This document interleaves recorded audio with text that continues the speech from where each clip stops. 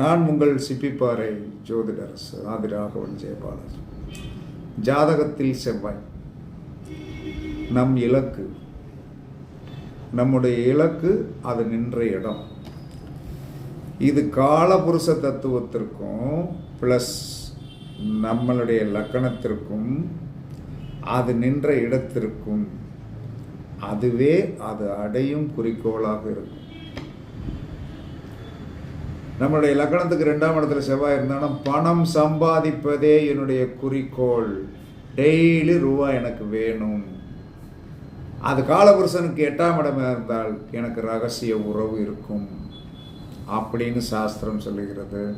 காலபுருஷனுக்கு அந்த செவ்வாய் எந்த இடத்துல உட்கார்ந்துருக்காரு, நம்ம லக்கணத்துக்கு இந்த ரெண்டு கம்பைன் பண்ணி தான் அதோடைய குறிக்கோளாக இருக்கும். பரீட்சித்து பாருங்கள், கண்டிப்பாக இதில் எந்த மாற்றம் இருக்காது.